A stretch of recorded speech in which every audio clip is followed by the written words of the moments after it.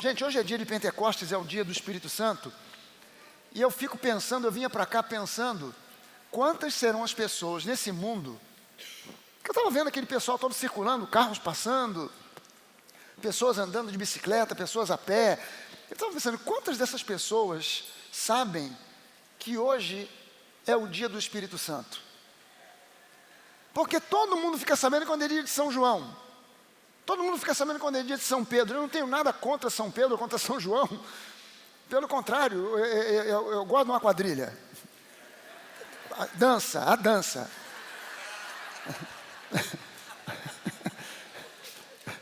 Não tenho nada contra. E acho admirável a vida de certos personagens que foram considerados como homens e mulheres santos. Acho admirável a vida que eles viveram. Que é um testemunho para cada um de nós, sem dúvida. Porém, será que quando é o dia, não do funcionário, mas é o dia do chefe, será que as pessoas estão sabendo que hoje é o dia do chefe? Será que as pessoas estão, pelo menos, separando um momento do seu dia para agradecer ao chefe? Porque ele não é um chefe impositivo, porque ele não é um chefe ditador, mas ele é aquele que dirige a nossa vida e que tinha o direito de ser um ditador, que tinha todo o direito de comandar a nossa vida com mão forte, mas ele nos dá esse livre-arbítrio e nos convida, não nos impõe a adoração, ele nos convida para adorar. Quantos aqui já aceitaram o convite de adorar a Deus nesse dia? Amém. Uma das coisas que nós precisamos entender é quem é o Espírito Santo de fato e de verdade. Conhecer o caráter, a personalidade, o perfil, e nós vamos gastar o dia de hoje ministrando sobre isso. Quem é o Espírito Santo? Qual o papel, qual é o ministério dele? E algumas coisas que são importantíssimas em relação ao Espírito Santo. Nós somos dirigidos pelo Espírito Santo. Nós precisamos ser dirigidos pelo Espírito Santo. Não é uma direção impositiva, não é uma chave de braço que ele te dá, não é uma obrigação que você tem como um robô de seguir alguma coisa que está num botão que ele aperta e você faz como ele quer. Não, é uma voz que te dirige, é uma voz que te diga, é por aqui, é por ali, faz, não faz. E nosso ouvido precisa estar afinado à voz do Espírito Santo, reconhecer a voz do Espírito Santo para fazer como ele diz, porque o que ele sugere para nós é o melhor. O que ele diz para nós é sempre o melhor. Quantos aqui já entenderam que o Espírito Santo nunca vai te conduzir para uma furada? O Espírito Santo nunca vai te dirigir para uma furada. Talvez haja pessoas que tenham essa mentalidade. Não, o Espírito Santo te dirige para uma furada para você aprender uma lição. Não, Deus não precisa desse tipo de recurso. Deus não precisa disso. A vida já está aí para nos conduzir para problemas, lutas e dificuldades. O diabo já faz esse papel. E não precisa da ajuda do Espírito Santo. E o Espírito Santo não é ajudante do diabo. Ele é o nosso ajudador. Amém? Então nós precisamos dar ouvidos à voz do Espírito Santo, sermos dirigidos.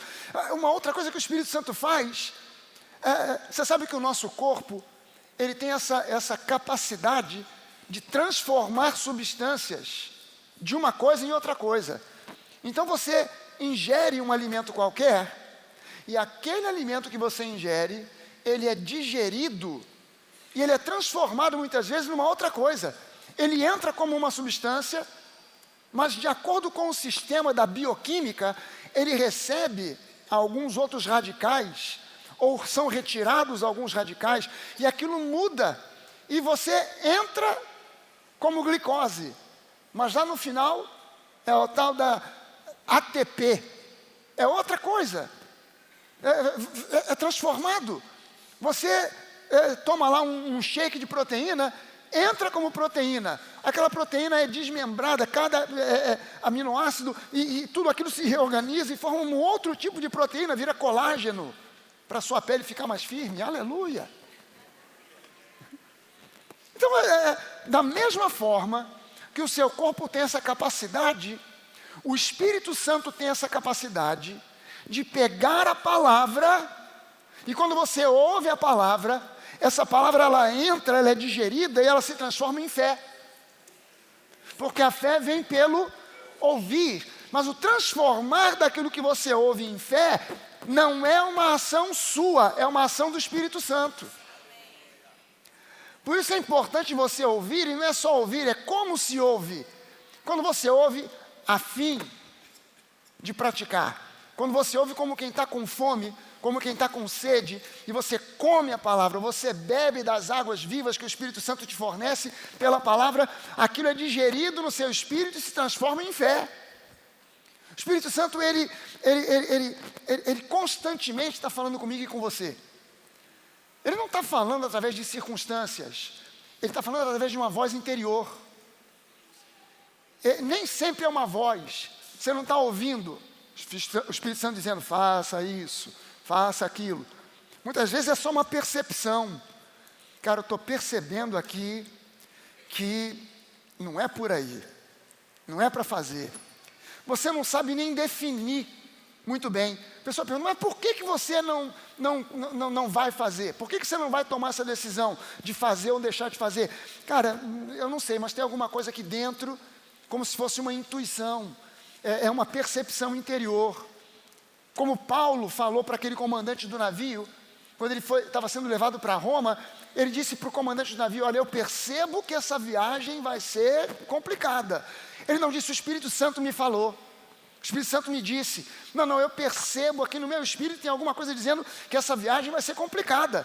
E o comandante do navio, olhando para o céu, vendo o céu azul, sem uma nuvem sequer, o mar liso como uma lagoa, ele disse, olha, quem entende aqui de navegação sou eu, você não entende bolhufa disso.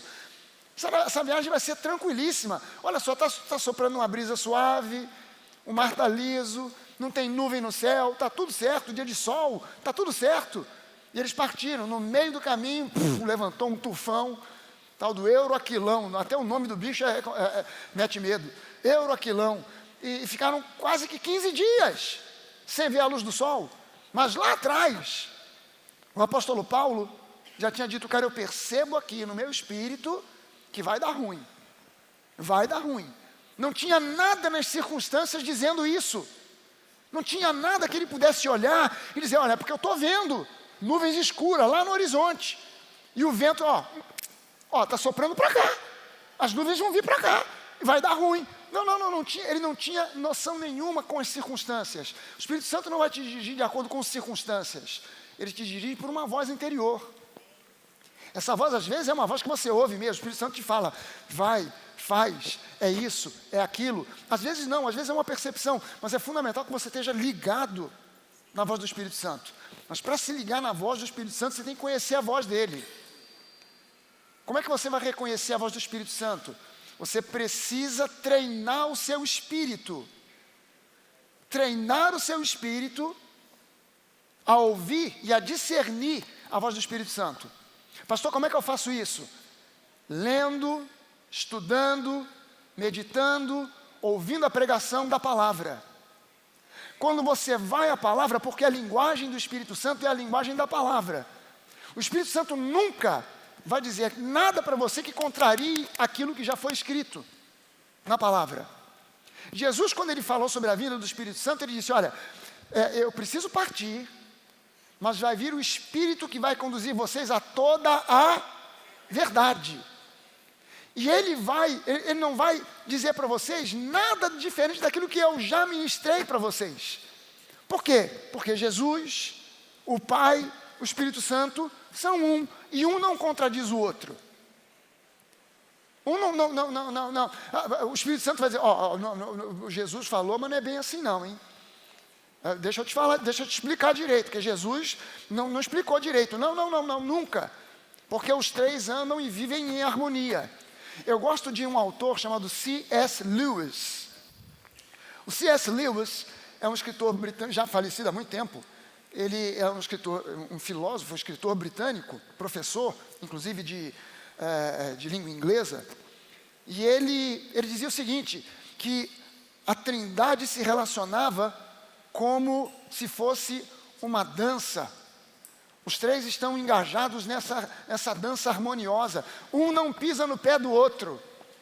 Um não se atrapalha com o movimento do outro. Existe uma harmonia entre os três. Então um não contradiz o outro. Um não se opõe ao outro, mas existe uma harmonia perfeita entre os três, porque os três, na verdade, são um só. Esse é um mistério que outras religiões não conseguem entender quando nós falamos que o nosso Deus é uma trindade. Há religiões que pensam assim: não, vocês adoram 3 deuses. Não, nós adoramos um Deus só, que se manifesta em 3 pessoas, o Pai, o Filho e o Espírito Santo. Então, tecnicamente, Deus Pai está sentado no seu trono de glória lá no céu. Jesus hoje está assentado à direita de Deus Pai, intercedendo por nós. E quem está presente aqui na terra hoje é o Espírito Santo. É Ele que representa Jesus no nosso coração, na igreja, no nosso relacionamento com outras pessoas. Ele é o próprio Jesus habitando em nós. Foi cantado aqui, Ele vem e fica para morar. Ele não vem e vai embora. Ele não vem e fica um tempo e sai. Ele não vem e fica até o próximo pecado que você cometer. E dependendo do pecado, se for pecadinho, ele só ameaça sair. Se for pecadão, aí ele sai. E se for um pecadaço, aí ele sai e fica longe. Não. Ele vem e ele fica.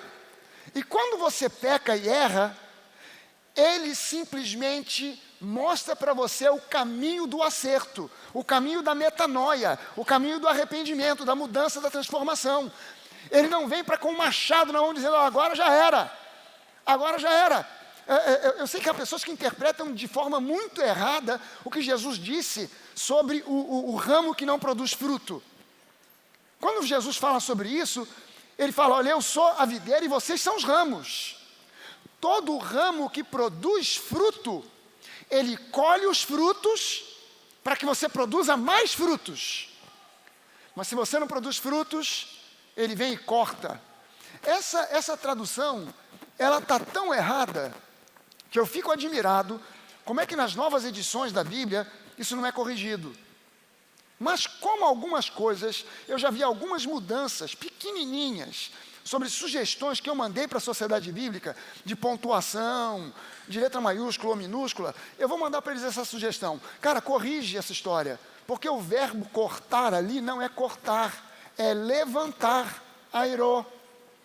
Então, se você produz, você como ramo que está em Cristo, você produz fruto, ele limpa, colhe os frutos para que você produza mais.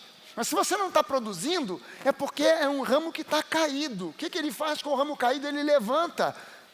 E isso é um princípio que só entende quem já leu alguma coisa sobre produção de vinho. Quando você vai a uma plantação de uvas viníferas, que são produzidas para produzir vinho, você vai ver que elas estão sempre no alto. O agricultor, ele prepara a terra e coloca como se fosse fileiras assim, de traves, né? Como se fosse uma cerca, com arame e tal, o ramo principal está na terra. Se você deixar na terra, se espalha, porque a parreira, ela é, na verdade, uma planta rasteira, ela se espalha pelo chão, ela não sobe. Ela não tem um tronco forte que fica em pé e os ramos ficam pendurados. Ela se espalha no chão. Quando ela se espalha no chão, ou ela não produz uvas, ou produz aquilo que a Bíblia chama de uvas bravas, que são uvas ruins, que não são uvas apropriadas, que não têm a qualidade para se produzir um bom vinho. Então, o pessoal, ao longo do tempo, entendeu que quando você pega aquele ramo e coloca no alto, aquela parreira começa a produzir boas uvas. Então, o agricultor, ele vê que o ramo está lá no chão, ele não é burro. Ele quer produção de uva. Porque a produção de uva, quanto mais uva produzir, mais vinho ele consegue fazer. Quanto mais vinho ele conseguir fazer, mais vinho ele consegue vender. Quanto mais vinho ele vender, mais lucro ele tem. Então ele não é burro, ele quer que a videira produza. Então ele não vai lá e corta, ele vai lá e levanta, para que aquele ramo comece a produzir com abundância. Então, o verbo que Jesus usa ali, não é ele corta, mas ele levanta o ramo que está caído para que comece e passe a produzir fruto abundante. Porque Jesus não te despreza nunca. Você errou. De vez em quando a religiosidade diz: para você não tem mais jeito. Você queimou o filme. Você errou demais. O pessoal encara Jesus, ou a vida com Cristo, como se fosse videogame. Você tem 7 vidas. Então você vai jogando. Perdeu uma, ficou 6. Você continua jogando, não consigo passar de fase, ficou 5. Você vai continuando, 4, 3, 2, 1, você está por uma vidinha só. Queimou a última, pronto, game over. Já era, não tem remédio para você. O relacionamento com Jesus não é videogame. Nosso relacionamento com Ele é um relacionamento de pai com filhos. E Ele é um pai especial, diferente, que está disposto sempre a perdoar e restaurar. Então, quando existe uma conscientização, eu errei. Cara, eu admito, eu não estou tentando tapar o sol com a peneira, eu não vou tentar ficar justificando. Ah, mas eu fiz isso porque as circunstâncias, porque o outro fez e me provocou e a tentação foi grande. Cara, para de dar desculpas. Deus não está interessado nas suas desculpas. Na verdade, Deus não está nem aí para as suas desculpas e justificativas. Ah, Senhor, mas eu fiz isso e aquilo por causa... Cara, você vai encontrar na Bíblia um monte de gente se justificando para Deus no Antigo Testamento. Cara, você está errado. Ah, Senhor, mas eu fiz porque o outro, a culpa foi de Salomão, a culpa foi de Davi, a culpa foi... Cara, para de dar desculpa. Simplesmente diga, Senhor, eu admito que eu errei e eu quero mudar. Isso se chama, no Novo Testamento, metanoia, mudança de mente.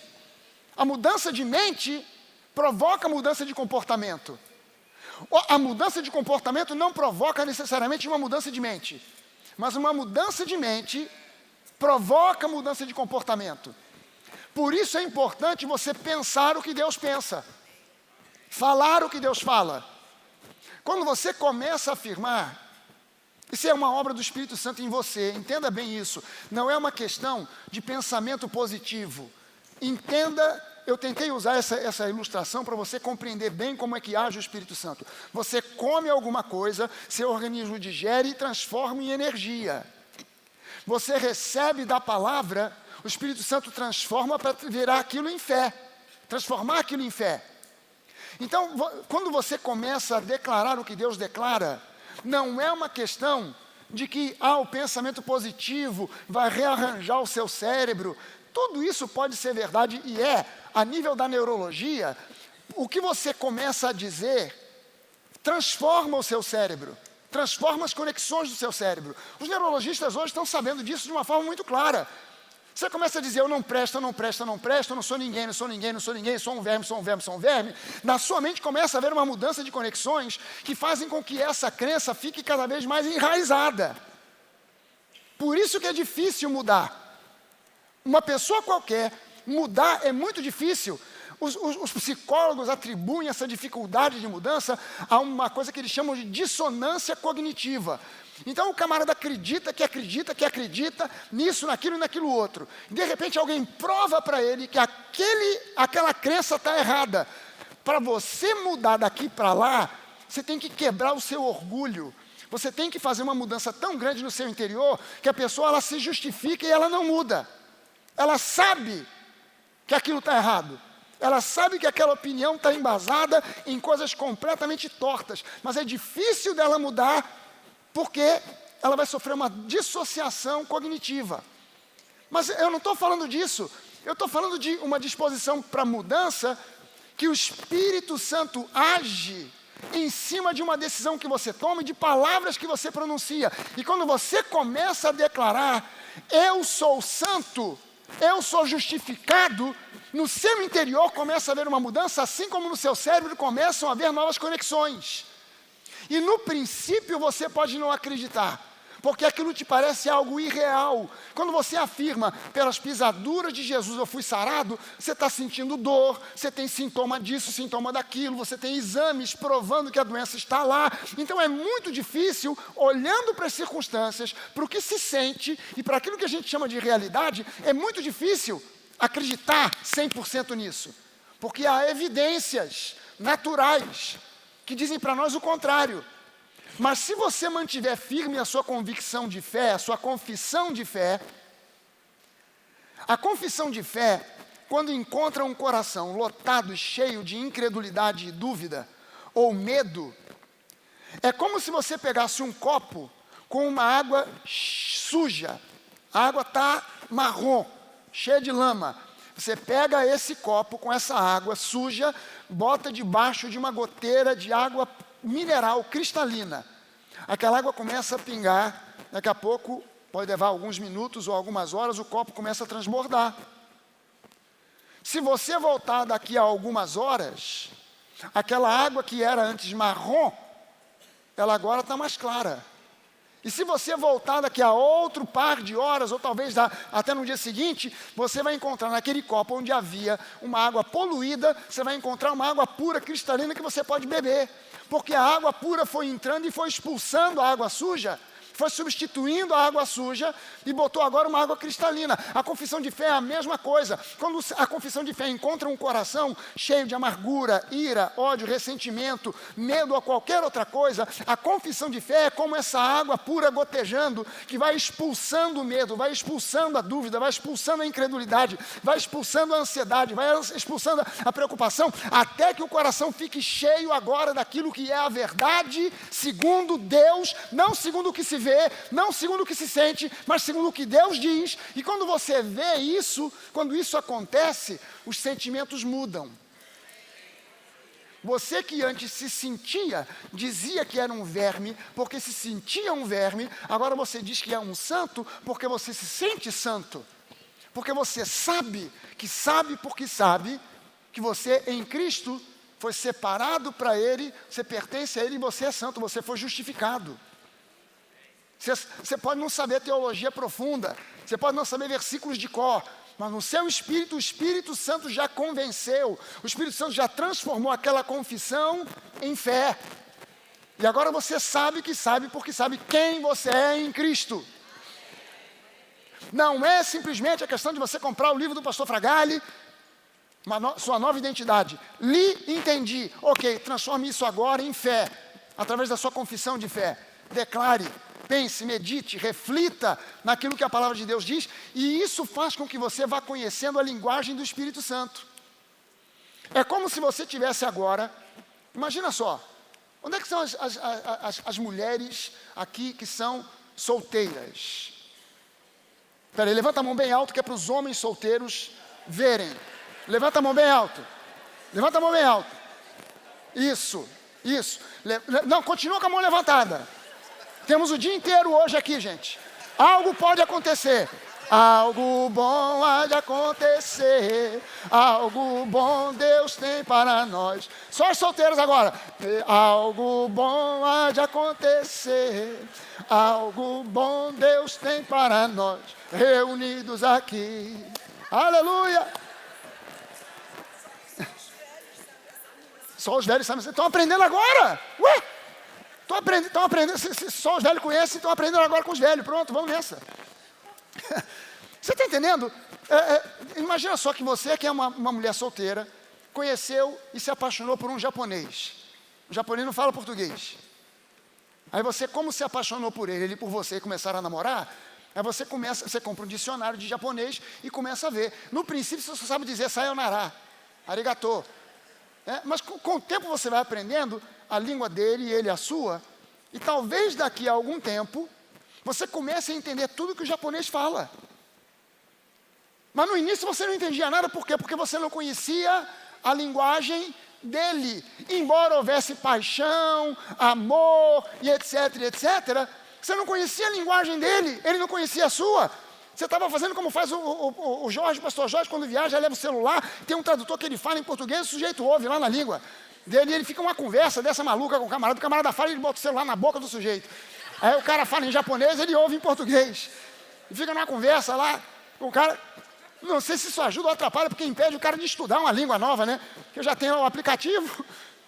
Então, no princípio, você não está entendendo o que o outro está falando, mas com o tempo você vai conhecendo a linguagem, e aí, no final das contas, a intimidade, ela aumenta, porque agora você entende tudo o que o japonês está falando, e ele se te ama de verdade, e também foi fazer um curso de português, e está entendendo tudo o que você fala. Não é diferente com o Espírito Santo. A linguagem do Espírito Santo é a linguagem da palavra. Então a gente precisa conhecer a palavra para conhecer a linguagem dele, para sermos dirigidos por ele, para nós termos essa intimidade e proximidade com ele. Nós precisamos de intimidade com o Espírito Santo. Nós precisamos de intimidade com o Espírito Santo. Você pode levantar uma das suas mãos e dizer isso.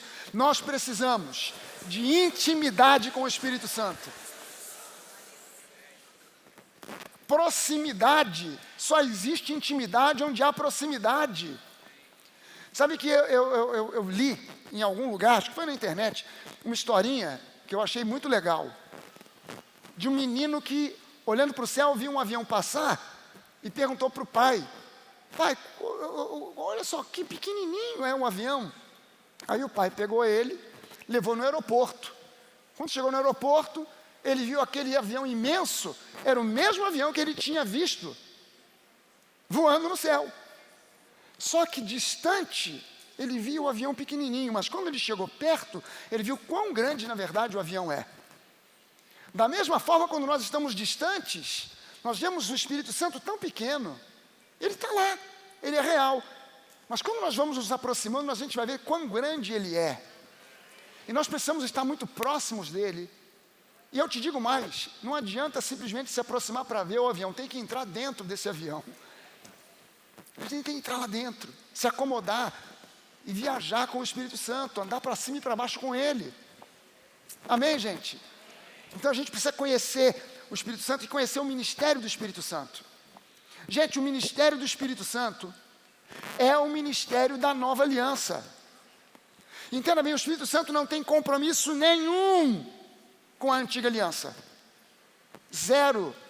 Compromisso do Espírito Santo com a antiga aliança é absolutamente zero. Na antiga aliança, quem dava direção para todo mundo, para o povo de Deus, era a lei, que era escrita em tábuas de pedra dura e fria. Na nova aliança, quem dá direção é o Espírito Santo, que faz isso com base no ministério de Jesus, que cumpriu a lei e abriu as portas da graça para nós. A lei era para escravos, para servos. Você e eu não somos mais servos, nós somos filhos. A graça é para filhos. Nós servimos por opção, não por condição. A minha condição é a condição de filho, não de escravo, não de servo. Antes de qualquer coisa, eu sou um filho amado que me disponho a servir o meu pai. Amém?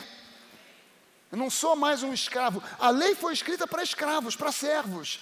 E mais, você sabe que tem gente que advoga, não, mas a lei é vigente, a lei está aí. Sim, a lei não morreu, a lei existe. Mas você sabe que o apóstolo Paulo diz para nós que a lei, ela é escrita para assassinos, mentirosos, ladrões, roubadores. Peraí, por quê? Porque quem não deve, não teme. Então, ainda que a lei seja vigente, como eu estou em Cristo, não temo a lei, porque essa lei não tem peso sobre mim. Por quê? Porque em Cristo eu fui inocentado. Mas quem tem culpa no cartório, tem que ter medo da lei. E eu fico admirado como pessoas que não estão em Cristo não temem a lei. Mas a lei, ela provoca, na verdade, morte. Ela não provoca vida. Ela não foi escrita para produzir santidade na vida de ninguém. Ela foi escrita para evidenciar o pecado. A jornada com Cristo, aquilo que nós chamamos de jornada cristã, ela começa no ponto onde o apóstolo Paulo nos diz que em Cristo nós estamos completos. O cristianismo que se ensina nos dias de hoje faz da nossa completude em Cristo um ponto de chegada. Mas o apóstolo Paulo diz para nós que a nossa completude em Cristo é um ponto de partida. É a partir de onde nós caminhamos com Cristo. Não é um alvo que eu quero alcançar, é um alvo que foi alcançado para mim por Jesus. Eu não parto em direção à completude, eu parto a partir da completude que me foi dada. Em Cristo, você e eu fomos completos, nós fomos alcançados por essa completude. Colossenses 2:10, Paulo diz assim: também nele, ou seja, em Cristo, vocês estão aperfeiçoados. E Ele é o cabeça de todo principado e potestade. Essa palavra aperfeiçoados aqui no grego é pleiro, e pleiro significa completo, pleno, aperfeiçoado, finalizado. Por isso Jesus na cruz, ele clamou, está consumado. Está consumado, está feito de maneira plena, finalizado. Veja só o seguinte, no momento em que você recebe Jesus na sua vida, imediatamente todos os seus pecados são perdoados. Você já é visto como abençoado com toda a sorte de bênçãos espirituais. Você já é colocado assentado com Cristo em lugares celestiais. E é a partir desse lugar que nós começamos a nossa jornada cristã. Eu não estou caminhando na direção do trono de Deus, eu estou assentado com Cristo em lugares celestiais. É a partir dali que eu vivo. A partir dali que você e eu vivemos. E esse é o ministério do Espírito Santo. 2 Coríntios 2,14, Paulo diz assim, graças, porém, a Deus, que em Cristo, de vez em quando dá, nos conduz em triunfo. Alguém, pelo amor de Deus, diga, não é isso, pastor. Graças, porém, a Deus, que em Cristo, sempre, se você não entende bem o português, always, sempre nos conduz em triunfo e por meio de nós manifesta em todo lugar a fragrância do seu conhecimento. Teve algumas semanas atrás que eu disse aqui e repeti N vezes, não se conforme com a derrota. E eu repeti N vezes, não se conforme com a derrota. Não se conforme com a derrota. Não é da vontade de Deus que você vive em derrota. E ainda que você sofra alguma derrota, esse não é o ponto final, é apenas um ponto da batalha. Você pode perder uma batalha, mas você não perde a guerra. Porque em Cristo Jesus, Ele sempre nos conduz em triunfo. Aí foi colocado um trecho disso no Instagram, dizendo lá, não se conforme, não se conforme. E eu não gosto de ver comentário, nunca vejo. O primeiro comentário que eu vi era um sujeito metendo a malho em mim, dizendo assim, pastor, não entende, não sei o quê, blá, blá, blá. Eu falei, aí eu mandei uma resposta. Vai estudar. Você não conhece nada. Você viu um monte de comentário me defendendo, né? Aí eu falei, vai estudar. Você nem conhece. Ele falou, não, porque João 16, 33, Jesus fala que nesse mundo passa por aflições. Eu falei, cara, acontece o seguinte, João 16, 33, ele fala, nesse mundo vocês vão passar por aflições. Mas, esse mães, no grego, é Alá. Alá com 2 L's. Não é o Alá dos muçulmanos, não. É Alá. Essa partícula, essa simples palavra Alá, no grego, ela sempre que aparece, sempre, é um mans muito especial, porque sempre que aparece, o que vem a seguir é uma virada total e completa. Então, quando ele diz, mães, tenham bom ânimo, porque eu venci o mundo, ele está dizendo, vocês podem passar por lutas e aflições, mas há uma virada nesse jogo, porque quando Deus entra em cena, tudo muda. E sempre que aparece essa partícula, há uma mudança.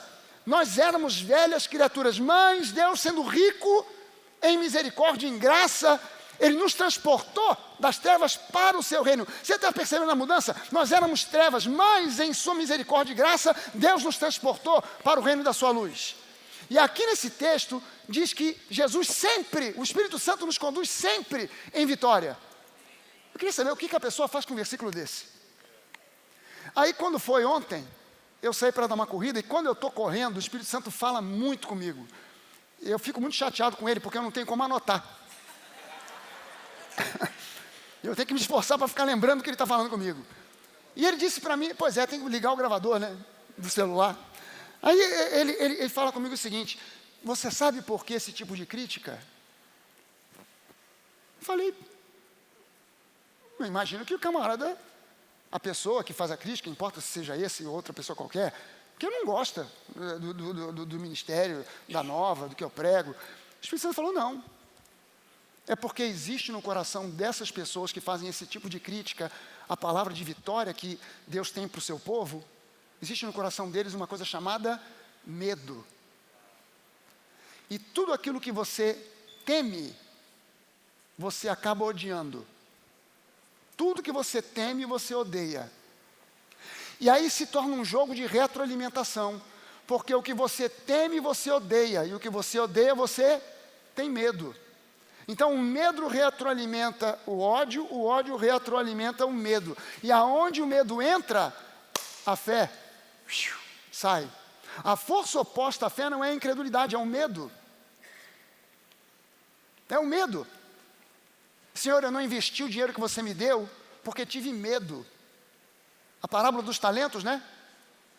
Peraí, esse aqui recebeu, multiplicou, esse aqui recebeu, multiplicou, você recebeu e fez o quê? Eu enterrei o dinheiro, porque eu fiquei com medo. Porque eu sei que o Senhor cobra colheita onde você nem semeou, então eu fiquei com medo e enterrei. Está aqui o dinheiro de volta. Olha, pega o que deu para esse aqui e dá para outro que tem muito mais, porque esse aqui vai ficar sem nada.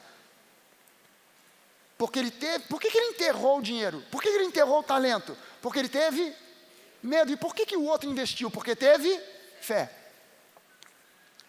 A força oposta é o medo. Aí eu entrei no Instagram, pedi desculpas e deletei a mensagem que eu tinha colocado. Vai estudar.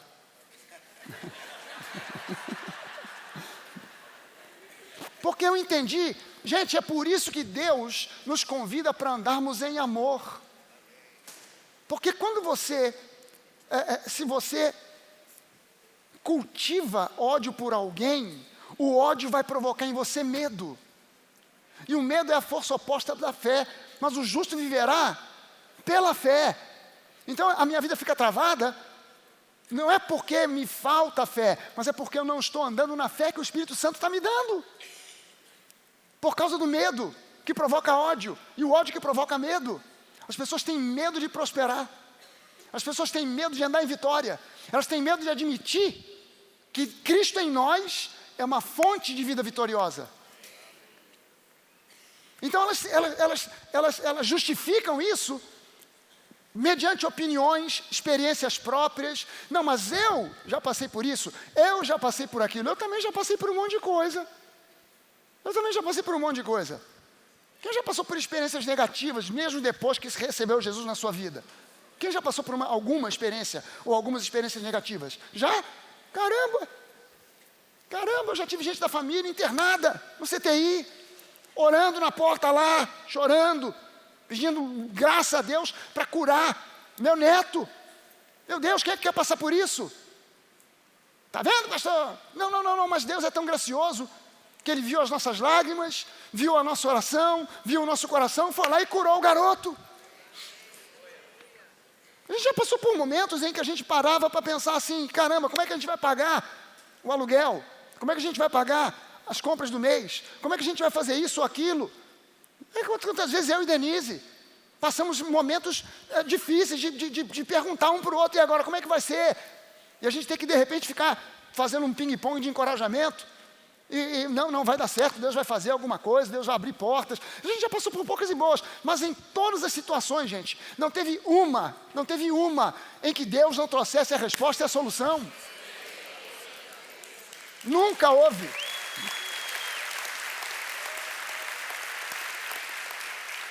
O problema, gente, é que eu já falei para você isso aqui. Você andar pela fé é você andar no espírito do 007 espiritual. É James Bond total no espírito. É na adrenalina. Com Deus é na adrenalina. Você vai andar na beirinha do precipício e Deus vai dizer, mete o pé para frente, Senhor. Olha, aleluia. Senhor, vou orar aqui, orar sou eu que estou mandando. Não. Você começa a ficar que nem Pedro. Pedro, mata e come. De jeito nenhum. Pedro, sou eu que estou mandando. Nunca nessa boquinha aqui, nunca passou um pedaço de presunto. Nunca comi um bacon, não vai ser agora. Pedro, mata e come, sou eu, o Senhor que estou falando. E aí Pedro está dizendo para você, vai em frente, mete o pé que eu vou botar o chão. Olha, Deus, sabes bem o que estás fazendo, Senhor.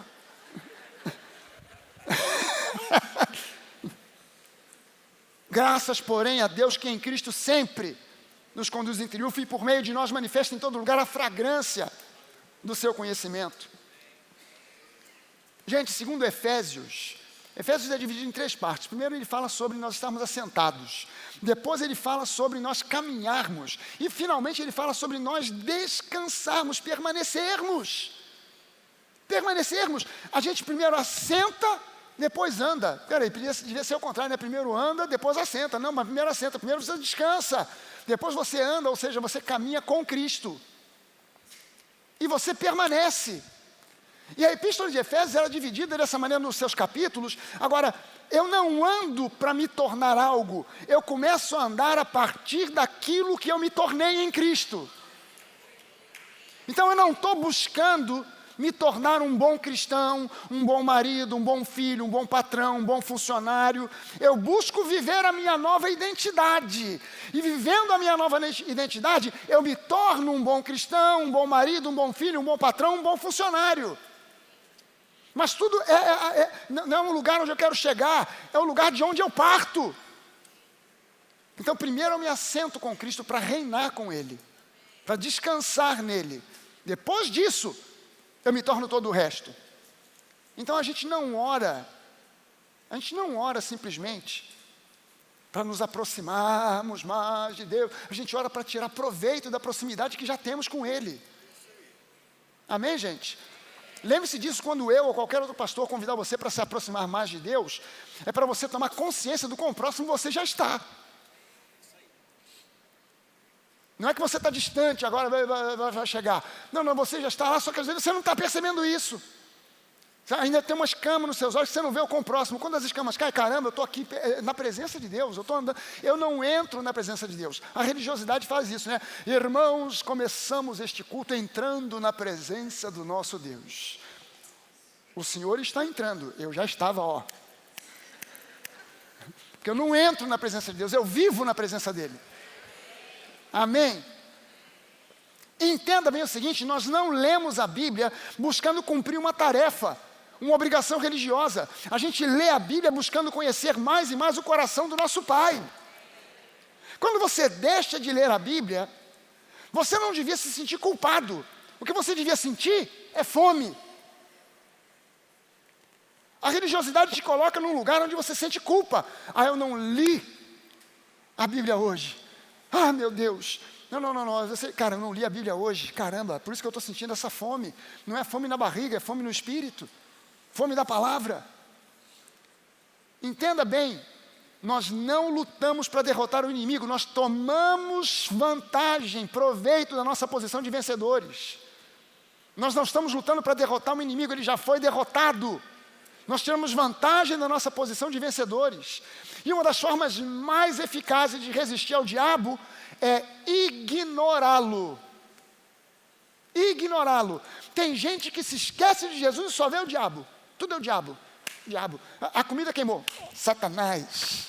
Queimou o arroz lá de casa. Está repreendido. Espírito do arroz queimado. Está repreendido. Você deu uma topada. O espírito da topada está repreendido. Está amarrado em nome de Jesus. Tudo é o diabo.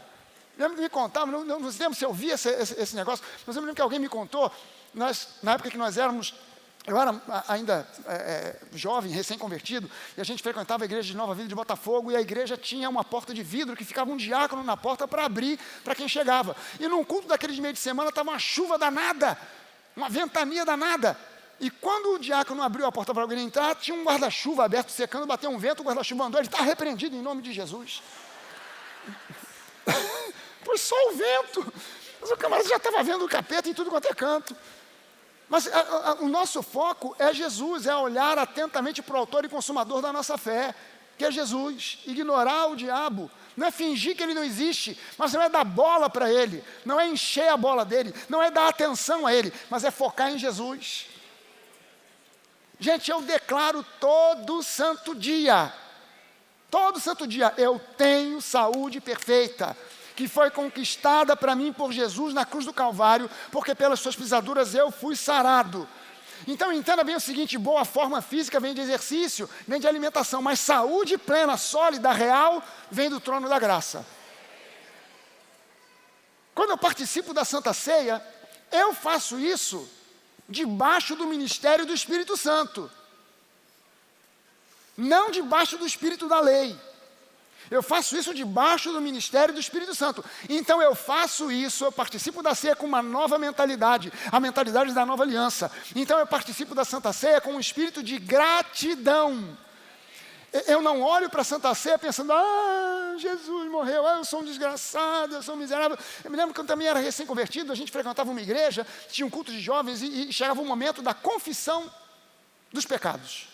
Aí apagava as luzes, ficava só a luz lá no altar. Apagava as luzes. E tinha sempre, a gente sempre sentava, não sei porquê, a gente sempre sentava num banco ali do lado esquerdo, que tinha só um corredor no meio, aqueles bancos de madeira, eu e a Denise, a gente sentava do lado esquerdo. E do lado direito, tinha uma jovem que eu nunca soube quem era, graças a Deus, mas todo culto, quando apagava a luz, ela já... eu falava, essa aí está botando para quebrar. Essa aí não perdoa, passou na frente, ela passa o rodo, ela não quer nem saber. Porque é todo culto, ela gemia alto e chorava e tal. E aquele momento se tornava um momento fúnebre, triste. A Santa Ceia não é um momento fúnebre, não é um momento triste, é um momento de gratidão.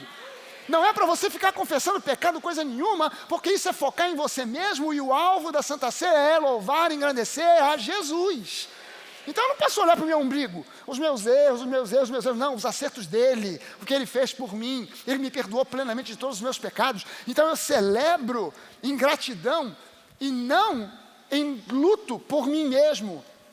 Então eu digo a Deus sempre, obrigado, Senhor. Por quê? Porque eu sou plenamente perdoado pelo sacrifício de Jesus. Obrigado porque pelas suas pisaduras eu fui sarado. Obrigado porque fez de mim uma nova criatura. Obrigado por me tornar justiça de Deus. Obrigado por me fazer vencedor. Arma alguma forjada contra mim jamais prosperará. Mas participar com culpa, falando dos seus pecados, olhando para o que passou, é participar de uma forma indigna do ministério do Espírito Santo. O Espírito Santo sequer vem ao mundo para lembrar você dos seus pecados. Quem faz isso é o acusador, que é o diabo. Será que você consegue lembrar que quando Jesus falou sobre a ação do Espírito Santo no homem, ele disse, quando ele vier, ele vai conduzir vocês a toda a verdade. Aí ele disse o seguinte, ele virá para convencer o mundo, não a igreja. Ele virá para convencer o mundo dos seus pecados, porque eles não creem em mim. Como é que alguém pega esse versículo e aplica para a igreja? Na minha cabeça não cabe.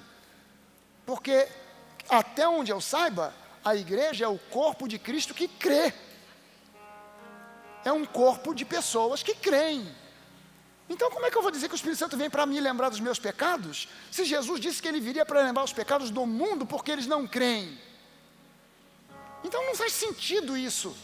Você está entendendo?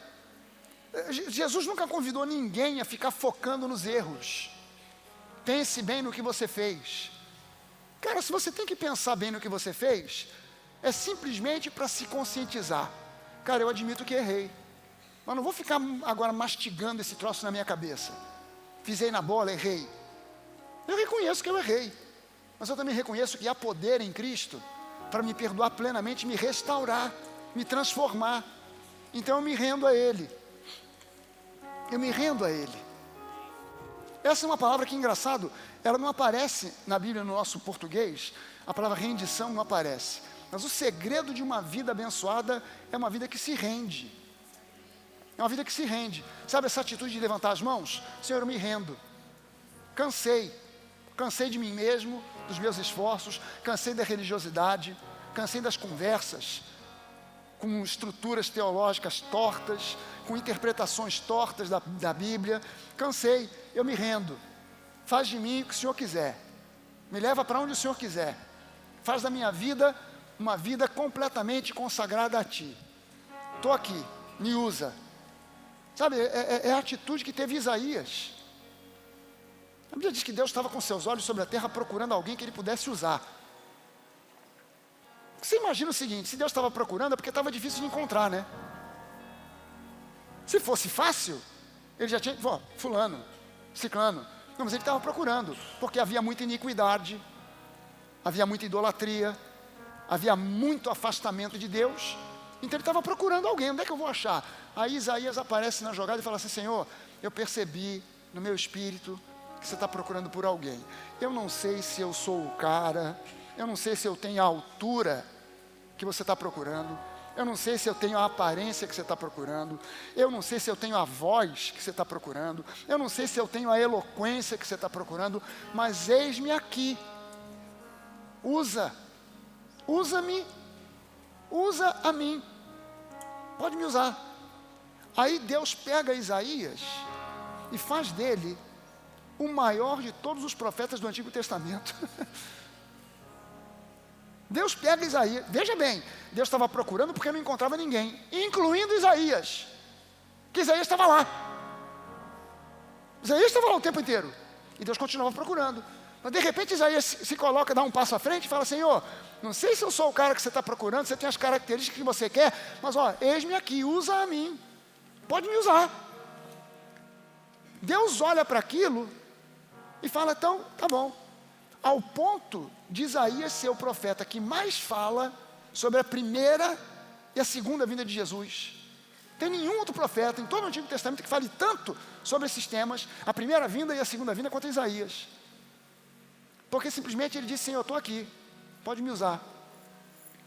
Então hoje é um dia para isso, para você aproveitar o que você está ouvindo, o que você vai ouvir, o que você vai receber, toda a ministração.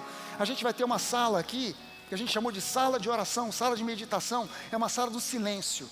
Você não vai poder conversar lá dentro, você vai entrar lá dentro, tem uma música ambiente, tem uma iluminação tranquila, para você entrar, sentar, ajoelhar, deitar, o que você quiser, mas para ouvir de Deus, para ficar ali só em adoração ao Espírito Santo, a Deus, a Jesus, para você ouvir de Deus, para você ter direção para a sua vida, para você de repente remover de dentro de você coisas que estão impedindo a sua fé de agir de uma maneira plena. Talvez seja o momento de você admitir para Deus: Senhor, eu admito, eu exerço agora a metanoia, eu admito, eu tenho esse e aquele problema que eu preciso que o Senhor me ajude, porque sozinho eu não consigo, já tentei, sozinho não dá, eu tenho esse vício, aquele mau hábito, ou aquela mania, eu sou assim ou eu sou assado, eu reconheço que eu preciso de mudança, mas só o Senhor vai poder me mudar, porque a minha mulher já tentou, não conseguiu, o psicólogo já tentou, não conseguiu, o psiquiatra até remédio me deu, mas não adiantou. Então eu estou nas tuas mãos. É um dia de você reconhecer que você precisa ser mais dirigido pelo Espírito Santo. É um dia que você tem a oportunidade de dizer: Senhor, eis-me aqui, usa a mim, eu me apresento e me rendo diante de Ti. Amém, gente? Vamos ficar de pé? Aleluia.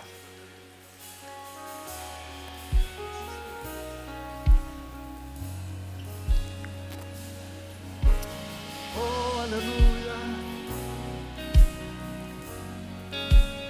A Bíblia fala sobre um trono que o povo de Deus edifica e constrói, um trono de louvores, onde Deus se assenta. E a gente muitas vezes, no momento de adoração e louvor, a gente fica mais assistindo do que participando.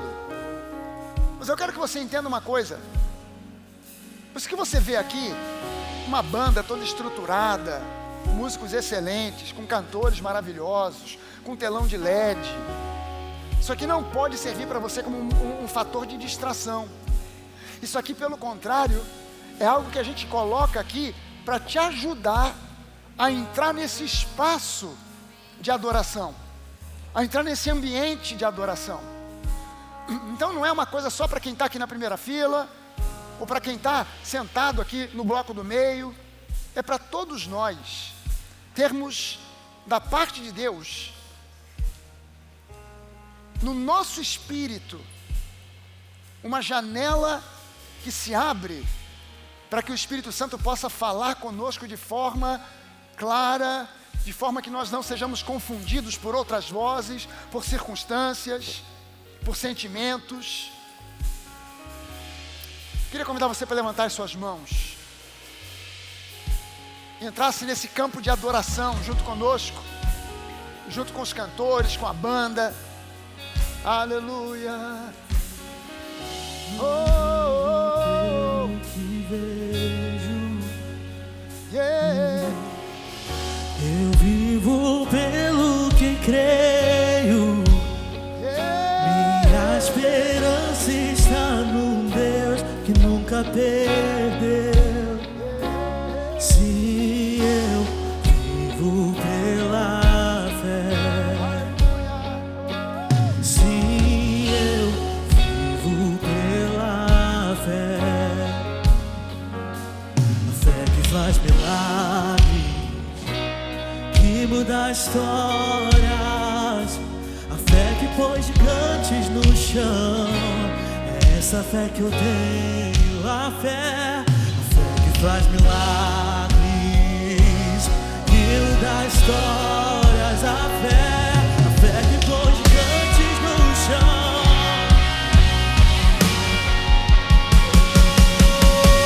Se o meu mundo desabar e o chão faltar debaixo dos meus pés, caminharei, pois não preciso ver, eu preciso crer que tu estás comigo, meu Deus. Se o meu mundo desabar e o chão faltar debaixo dos meus pés, caminharei, pois não preciso ver, eu preciso crer que tu estás comigo, meu Deus. Tu estás comigo, meu Deus. Oh, oh, oh, Aleluia.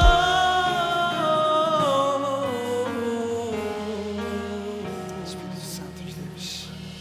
porque te Que abate, te abates, ó minha alma. ó minha alma, se levante, ande sobre as águas, abre os seus olhos e veja Deus chamando.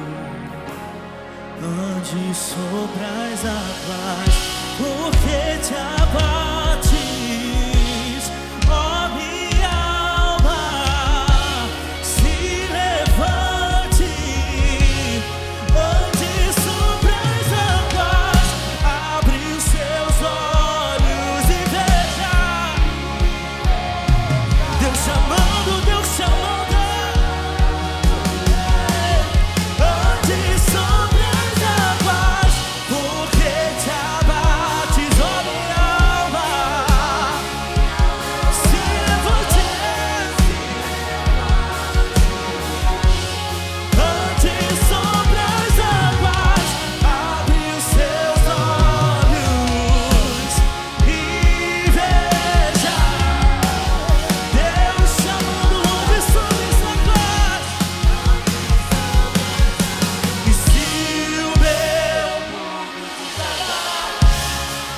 e o chão faltar debaixo dos meus pés, caminharei, eu caminharei, pois não,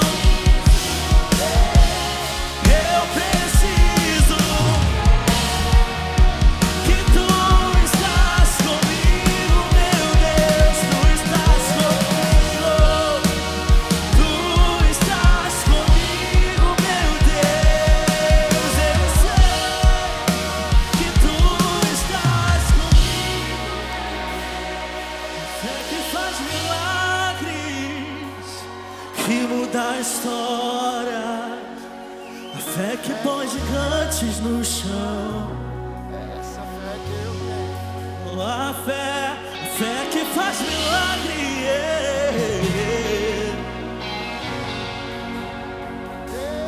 fé que põe gigantes no chão. Essa fé